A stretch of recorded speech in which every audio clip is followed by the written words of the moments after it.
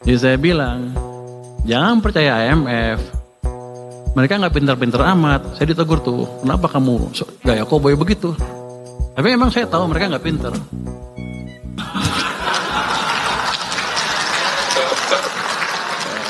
Tapi yang ini menunjukkan bahwa ya kita jangan terlalu takut sama prediksi-prediksi asing. Mereka nggak sepintar kita juga. Nggak boleh ngomong gitu juga katanya. Nggak boleh ngomong mereka nggak sepintar kita. Itu panitia nuduh saya. Kamu bilang IMF bodoh ya? Enggak. Saya bilang mereka nggak sepintar saya.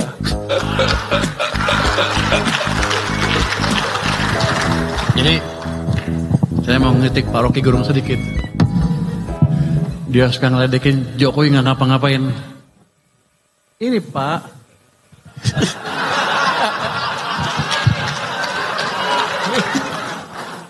Kalau di sana kan dia berkuasa, di sini saya berkuasa. Jadi ini dipaksa intervensi langsung oleh presiden sampai ke sana. Jadi Presiden Jokowi itu berjasa buat kita, walaupun di sampingnya ada saya sih.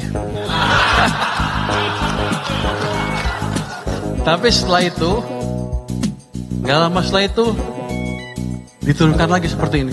Serah.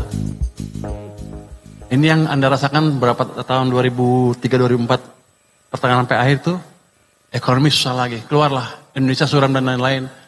Bukan dari politik, tapi dari ekonomi yang dibunuh penyebab utamanya.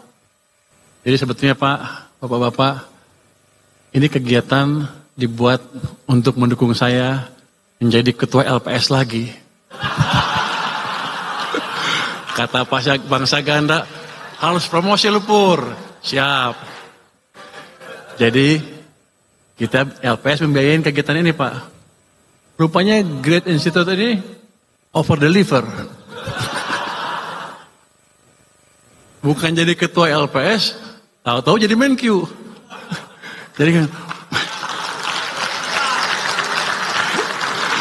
Jadi saya jadi bingung, Bang Saganda gimana ini? Anda salah strategi, kekencengan gasnya, pelanin dikit. Tapi saya bersyukur ditunjuk sebagai Menteri Keuangan, mungkin di posisi ini saya bisa memberi kontribusi lebih banyak dibandingkan di LPS mungkin. LPS juga lembaga penting, tapi duduknya di belakang. Kalau bank-bank jatuh, baru kita bekerja keras. Jadi, tapi di sana gajinya gede.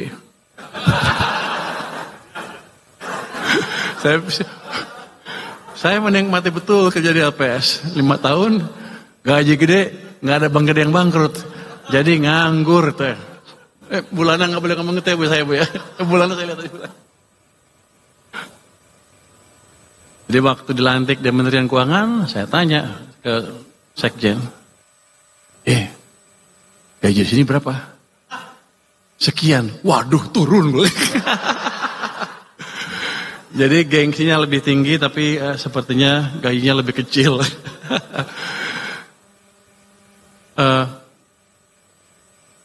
Saya insinyur dari ITB, kemudian belajar ekonomi.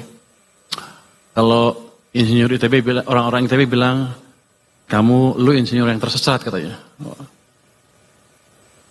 Tapi kalau ekonom bilang apa? Kamu ekonom yang kembali ke jalan yang benar katanya. Jadi dua-duanya berguna lah.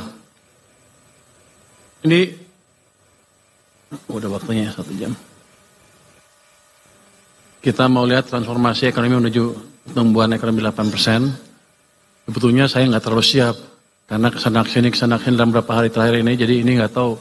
Mudah-mudahan masih pas gitu. Tapi ini nggak apa-apa kalau nggak pas. Itu memberikan ruang bagi Pak Rocky Gerung untuk kritik saya habis-habisan nanti. Oke, next. Kita lihat gimana sih kita ke arah sananya. Ini kita melihat tren pertumbuhan ekonomi Indonesia dalam jangka panjang.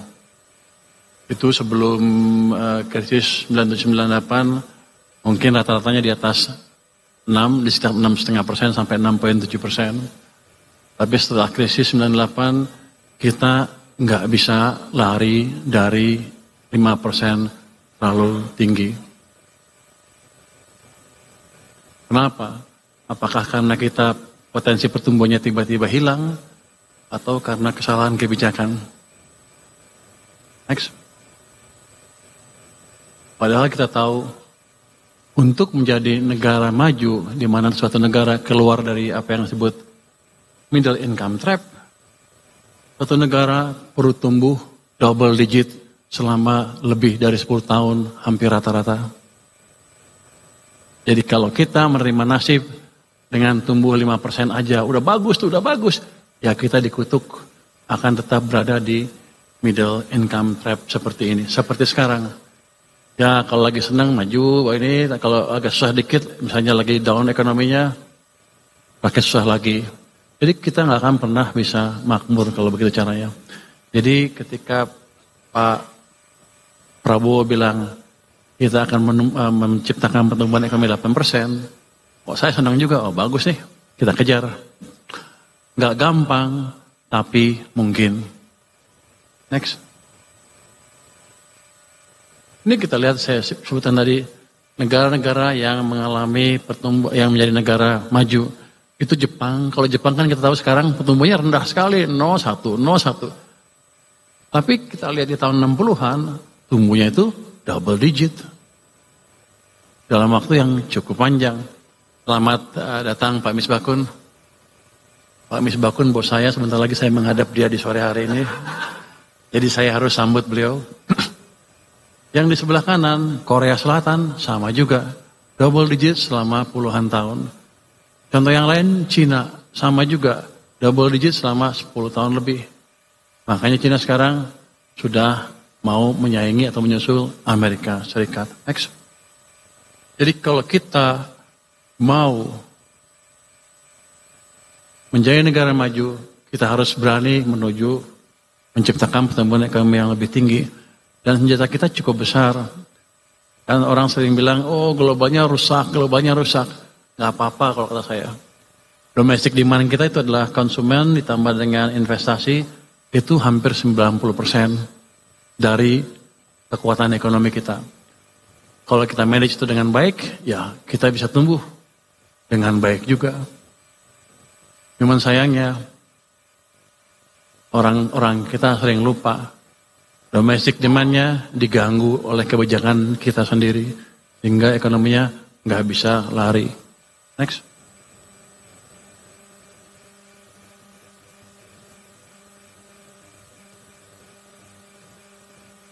Ada perdebatan, kalau kita ingin menciptakan pertumbuhan ekonomi yang cepat, siapa yang sebaiknya mendorong pertumbuhan ekonomi? Pemerintah atau swasta? Waktu Pak SBY dulu mengambil alih kepemimpinan, dia cerita tentang buku yang disebut Commanding Height. Itu perdebatan antara private sector dan government sector. Dari pengalaman kita, salah satu aja nggak bisa, harus dua-duanya, baru ekonomi kita bisa tumbuh double digit. Kira-kira gitu. Next. Nah ini kalau ini, saya dongkrak anti sedikit. Saya kan pengen dekat ke presiden sedikit ya waktu itu ya. Ya coba pelajarin Sumitro ngajarin apa sih? Apa sih yang disebut Sumitronomics? Ternyata pilarnya 3 Sumitronomics itu. Ini dipakai di Orde Baru ya. Pemerataan, manfaat pembangunan, stabilitas nasional yang dinamis, dan pertumbuhan ekonomi yang tinggi. Yang dikerjakan oleh Pak Ferry sekarang, itu dan lain-lain, itu adalah pemerataan manfaat pembangunan dan sekaligus menciptakan stabilitas nasional yang dinamis. Jadi program MBG sepertinya program yang aneh, bagi-bagi duit. Tapi kalau kita lihat filosofi ini, sebetulnya itu tujuannya adalah untuk menciptakan pemerataan pembangunan dan sekaligus menjaga stabilitas sosial politik. Itu program yang baik, hanya perlu didukung oleh satu lagi yang atas, pertumbuhan ekonomi yang tinggi. Next. Kita akan cerita bagaimana kita bisa menciptakan pertumbuhan ekonomi yang tinggi. Waktu mulai perang dagang, perang di Rusia, semua orang takut, semua orang tambah lagi perang Israel, semua orang memperkirakan global akan hancur, ekonomi akan hancur, di dunia di luar sana gelap gulita, kita pun prospeknya akan suram. Indonesia cemas katanya. Waktu IMF mengeluarkan prediksi, wah Indonesia akan turun ekonominya, dunia akan turun. Saya bilang waktu itu ya, kalau sekarang udah nggak boleh ya Menteri Keuangan ya, boleh nggak ya? Boleh kali ya. Ini kan boleh ya, ini kan aktivis semua. Jadi boleh kritik-kritik sedikit. Jadi saya bilang, jangan percaya IMF. Mereka nggak pintar-pintar amat. Saya ditegur tuh, kenapa kamu gaya cowboy begitu? Tapi memang saya tahu mereka nggak pintar.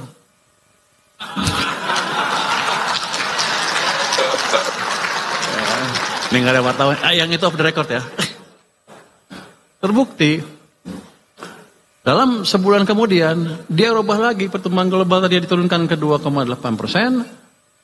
Berapa bulan kemudian dinaikin lagi ke 3%. Wah, kok begitu? Kita diturunkan ke 4,7%. Berapa bulan kemudian lagi dinaikin ke 4,8. Saya yakin bulan depan naikin lagi. Menuju 5 lagi. Artinya apa? Memang ketika keadaan lagi goncang gitu, gak ada yang bisa memprediksi dengan akurat. Ya orang kita aja yang agak-agak silau sama orang asing. Begitu orang asing turunkan, kita ikut, kita akan suram. Saya bilang jangan takut, domestic demand kita kuat. Kita jaga aja, selesai. Tapi yang ini menunjukkan bahwa ya kita jangan terlalu takut sama prediksi-prediksi asing, mereka nggak sepintar kita juga. Nggak boleh ngomong gitu juga katanya. Nggak boleh ngomong mereka nggak sepintar kita. Itu panitia menuduh saya. Kamu bilang IMF bodoh ya? Enggak, saya bilang mereka nggak sepintar saya.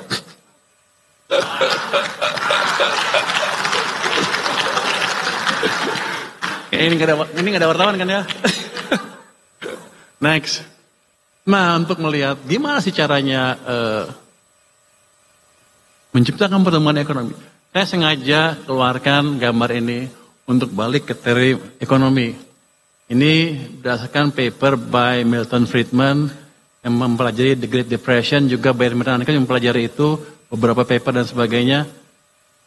Kira-kira bunyinya gini. Mereka belajar krisis 1930. Mereka teka-teki pada waktu itu. Kenapa bunga nol ekonomi Amerika masih hancur juga? Harusnya kan jalan. Terus mereka pelajarin. Walaupun bunganya nol, tapi uangnya tumbuhnya negatif. Yang ini M0 atau mereka bilang base money ya. Uangnya tumbuhnya negatif. Ini yang artinya di sistem uangnya kering. Makanya ekonomi hancur. Itu yang menjadi landasan dia mengumumkan teori katanya, kalau Anda lihat kebijakan moneter, jangan dari suku bunga aja. Anda lihat, bahkan dia bilang jangan dari suku bunga. Anda lihat dari laju pertumbuhan uang beredar. Kalau pertumbuhannya kencang, berarti kebijakannya longgar. Kalau pertumbuhannya negatif atau nol, kebijakannya ketat di situ. Itu teori dasar moneter. Tapi banyak orang lupa. Termasuk IMF juga kayaknya. Next. Oh itu nggak boleh ya. Tapi saya yakin IMF juga lupa. Next. Saya diketawain katanya. Ada yang di sosmed bilang, dia taruh rumus-rumus MP sama dengan apa gitu. Oh inilah rumus teori Friedman yang benar. Iya, itu buku S1. Saya baca paper S3, jadi saya lebih tinggi jadinya.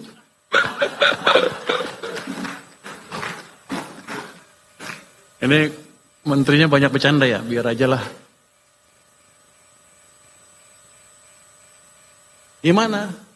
Di perekonomian Indonesia. Ini nggak ada pinter ya. Sama. Uang amat berpengaruh kepada kinerja ekonomi kita. Saya tunjukin yang gampang-gampang aja ya.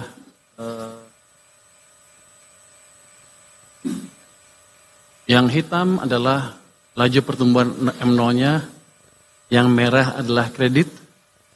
Anda lihat dari 96 sampai 2014, yang hitam levelnya antara sekian. Yang hitam di sini levelnya cukup tinggi. Tahun 2014 dia jatuh sini. Kredit juga pertumbuhannya melambat dari double digit menjadi 7% single digit.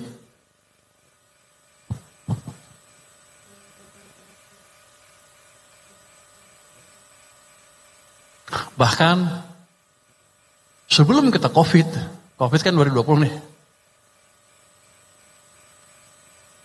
2018 uang kita M0-nya tumbuhnya rata-ratanya hampir 0. Ekonomi kita susah. Jadi sebelum krisis, memang kita mode pertumbuhannya kalau saya bilang waktu itu, we are in a self-destruct mode. Merusak diri sendiri. Cuman waktu saya di mana? Saya di maritim, waktu itu saya nggak monitor ini. Di maritim saya asik mancing aja ngeliatin ini. Tapi tahun 2020, saya dipanggil ke sana, suruh bantu ke istana ya. Di sini posisi uang waktu itu, di bulan Februari Maret ya. Ini minus 15%. Hampir kita hancur. Betul-betul dikeringkan uang. Kita paksa naikin. Kita di maritim mana bisa maksa. Ini gak ada BI kan ya? Gak ada ya. Maaf kalau ini. Kita paksa dari istana supaya uang masuk ke sana. Ini masih gak cukup. Di sini kita paksa fiskal. Gelontorin uang seperti yang saya lakukan kemarin. Hari ini efektif. Gelontorkan uang kamu jangan taruh di bank sentral, taruh di sistem ekonomi. Akibatnya ekonomi pertumbuhannya seperti ini, kali ditumbuh lagi, kita recover. Tapi habis itu, jadi saya mau ngeritik Pak Rocky Gerung sedikit. Dia suka ngeledekin Jokowi nggak ngapa-ngapain. Ini Pak.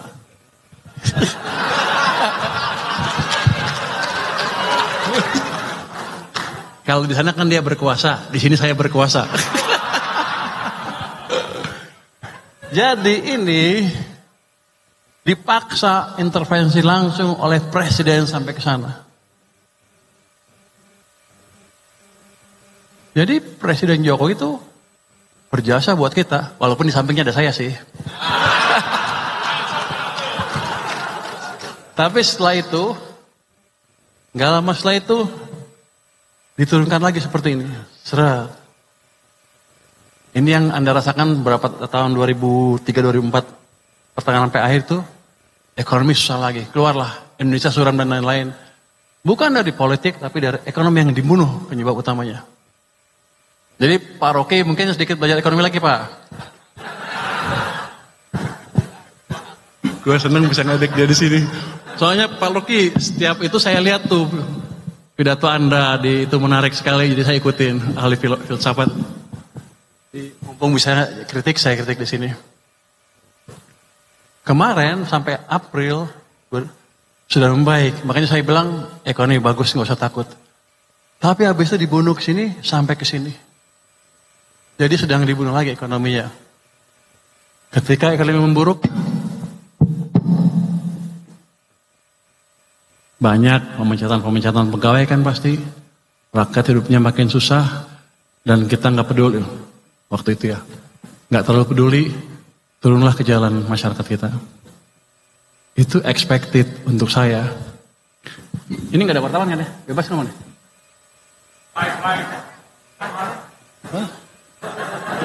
Pas agak aman nih? Aman ya? Media off the record ya. Saya lupa ada ketua komisi 11. Izin Pak Ketua. Jadi kita sedang dibunuh. Kalau ekonomi seperti saya ngelihatnya dia tuh ini jebakan ekonomi. Tinggal tunggu jatuhnya. Kalau nggak cepat-cepat diperbaiki. Waktu itu awal tahun tidak ada yang memberitahu. Saya mau kasih tahu takut. Saya di LPS nggak boleh ngomong begini-begini. Kalau saya sekarang di keuangan boleh lah. Karena kalau LPS tunggu di belakang nggak bisa masuk ke depan.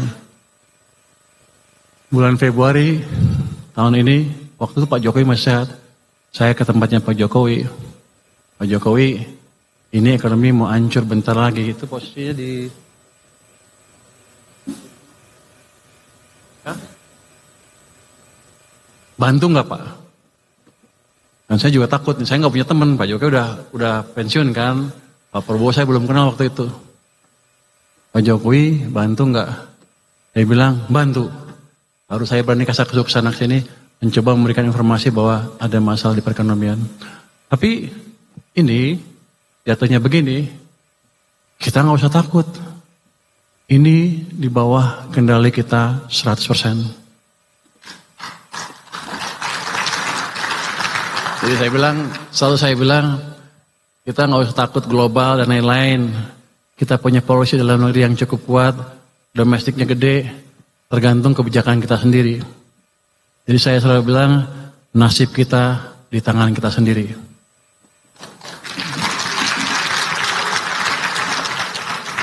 Ini kayak kampanye partai ya. Enggak, kira-kira begitu. Next. Nah, sekarang kita lihat nih. Kalau menuju 8, gimana sih caranya? Menuju 7 lah. Kita pelajarin nih. Zaman Pak Jokowi, zaman Pak SBY, bangun infrastruktur sedikit kan. Pertumbuhan ekonominya mendekati 5% rata-rata. Pertumbuhan kreditnya 21%. M0-nya 17%. Zaman Pak Jokowi ini kasihan, sepertinya dimusuhin. Begitu dia masuk, ini cuma berapa? Di bawah 10%. Ini rata-rata cuma 7%, bahkan ada yang sampai 0 sekian. Rata-rata itu karena kebantu atas ini. Di sepanjang ini dia di bawah. Jadi dia ekonomi direm. Dia bangun infrastruktur sebanyak apapun, hanya menggerakkan government sektor. Private sektornya lambat atau berhenti. Makanya tumbuhnya hanya di bawah 5%.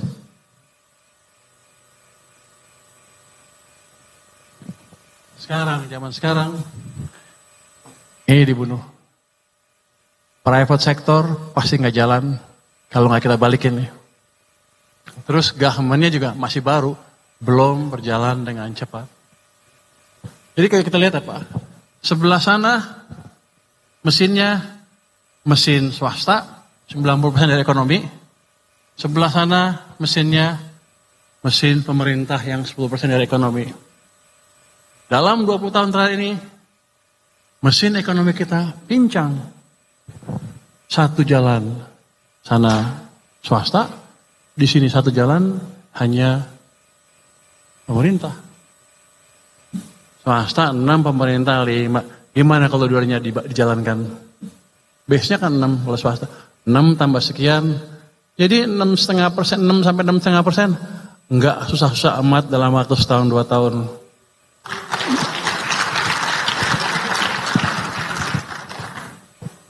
Menteri Keuangan boleh ngomong gitu?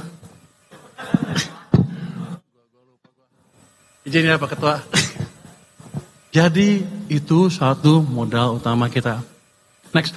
Terus gimana cara mengendalikan uang itu? Next. Ini saya tunjukin aja. Pada zaman Pak SBY, utang turun.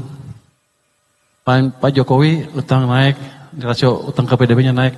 Karena emang government led, di sana private led. Next. Berikutnya.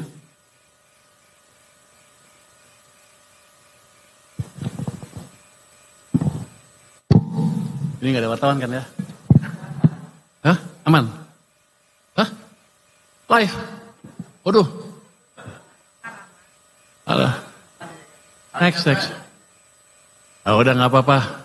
Next. Ya Pak Fahri ya? Next.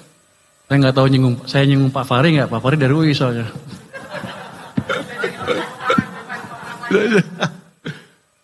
Salah satu yang penyebab kenapa uang itu kering dari sistem seringkali berhubungan dengan kemampuan pemerintah membelanjakan anggaran ya.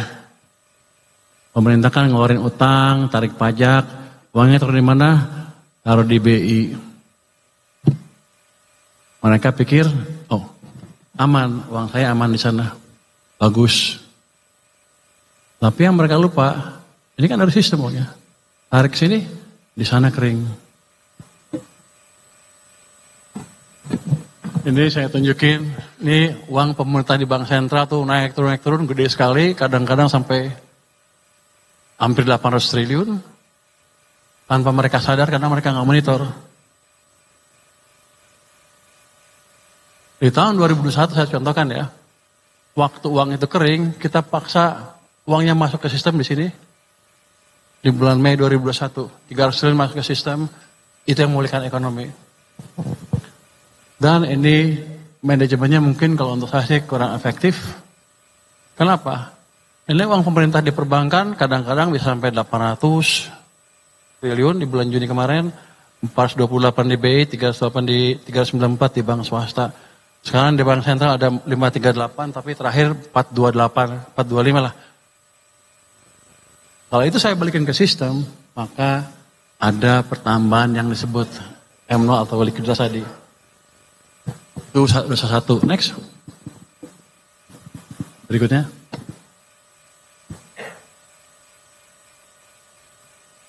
Oh balik sebentar. Anda perhatikan di sini.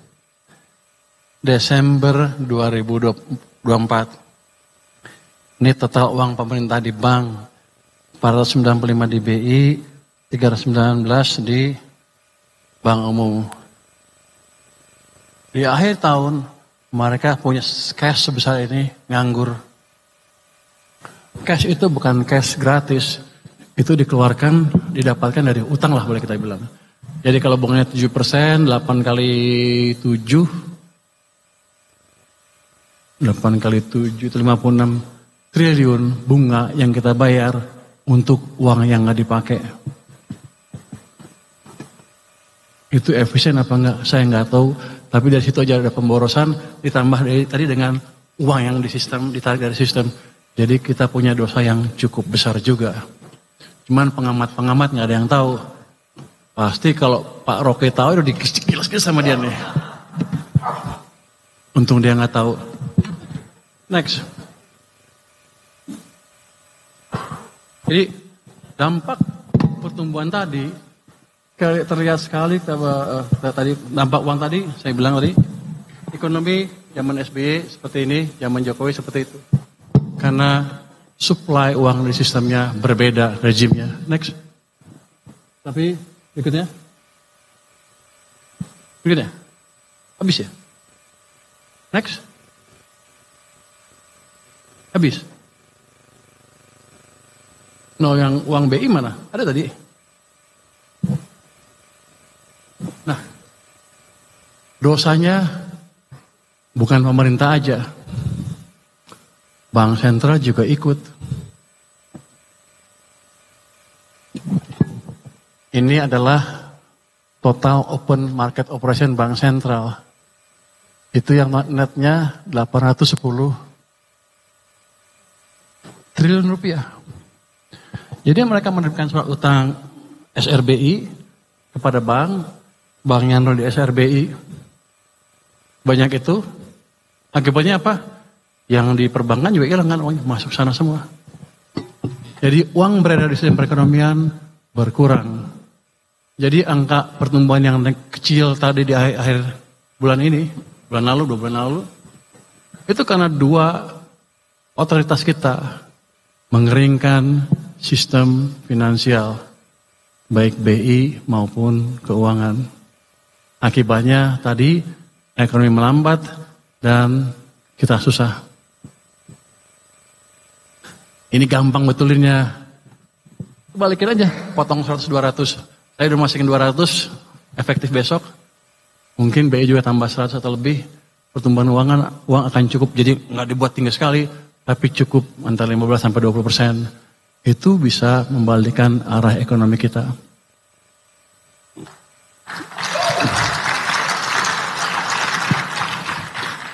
Jadi teman-teman nggak usah takut, kita cukup punya pengetahuan untuk mengendalikan ekonomi. Nggak mungkin lagi kita seperti krisis seperti 1998 lagi. Kita sudah mengalami beberapa krisis dan sudah teruji, dan pengetahuan ini kita pakai di 2008, 2015, 2020, 2021 kemarin. Sudah teruji.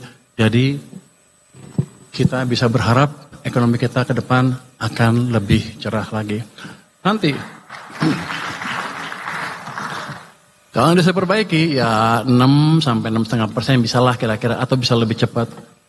Baru kita perbaiki engine-engine yang lain. Ini dulu, ini kan quick win. Sebulan 2 bulan udah kelihatan tuh. Pasar nanti akan mulai bergairah semuanya. Nanti kita cari engine-engine yang lain yang semakin mengefisienkan pergerakan ekonomi kita. Kalau ekonomi maju nanti industri juga biasanya industri juga maju tuh. Kalau industri maju, anak-anak ITB gampang kalau cari kerja. Jadi nggak ada lagi anak ITB yang kayak saya pindah ke ekonomi. Tapi nggak masalah. Jadi seperti itu. Jadi fondasi ke arah pertumbuhan lebih cepat bisa kita ciptakan dengan tidak terlalu sulit. Nanti kalau ke 8% baru kita gunakan effort yang lain. Misalnya restrukturisasi reformasi birokrasi, perbaikan iklim investasi dan lain-lain. Tapi ceteris paribus ini bisa diciptakan. Next. Berikutnya.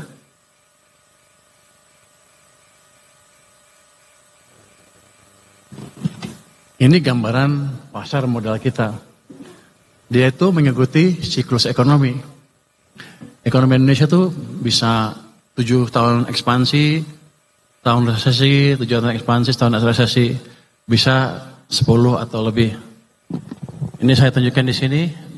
Kita resesi tahun di sini resesi 2020 tahun 2000-an, ekspansi 2008 jatuh sedikit resesi, terus naik 2021 kemarin resesi juga, kemudian naik lagi. Itu 7-8 tahun, kalau bagus 10 tahun. Let's say kita mulai keluar tahun 2021. Kalau siklusnya tetap sama, paling sial kita bisa tumbuh sampai 2028, 2029. Tapi kalau siklusnya bisa perpanjang 10 tahun, bisa 2030, 2031, 32. Tapi yang penting ini, di sini sama. Ini IHSG sahamnya. Pada waktu turun di sini, sampai ke resesi sana, IHSG-nya sudah naik dari sekitar berapa nih?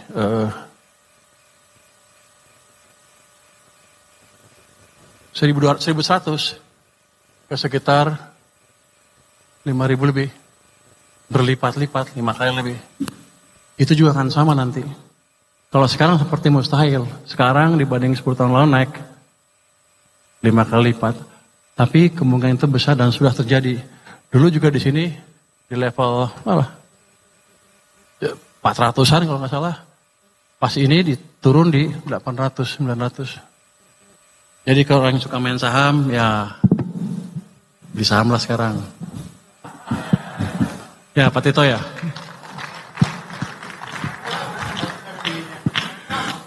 Apalagi menterinya saya, pasti sampai 10 tahun.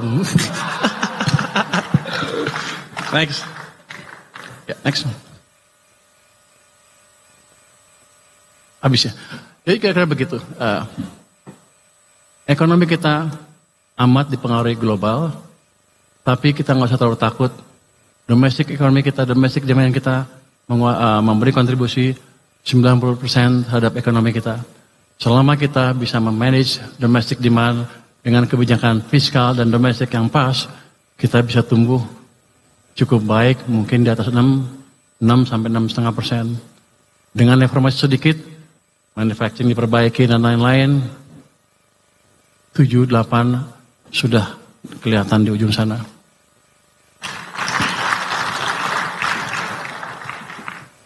Terus Pak Menkyu mau ngapain lagi? Kalau cuman ngasih duit ke sistem udah selesai. Berarti besok saya bisa pensiun. Tapi enggak seperti itu. Masih ada banyak yang mesti diperbaiki. Seperti tadi. Sebetulnya kan fungsi anggaran adalah menciptakan, antara lain menciptakan pertumbuhan ekonomi melalai program pembangunan kan. Banyak kementerian-kementerian yang penyerapannya lambat karena memang belum bisa atau masih baru. Menteri-menterinya dan pejabat-pejabatnya. Ya langkah saya ke depan ngapain? Saya pasti dalam jangka pendek, saya pastikan selain mindahin uang ke sana, saya pastikan penyerapan anggaran akan bisa lebih baik. Saya akan set up tim di kantor Menko Keuangan, Menteri Keuangan, lupa. Yang memonitor belanja masing-masing kementerian lembaga, dan kalau kementerian lembaganya nggak bisa, kita akan perbantukan orang kita ke sana supaya bisa lebih cepat menyerap anggaran, supaya dampak pembangunan terhadap ekonomi bisa terlihat lebih cepat.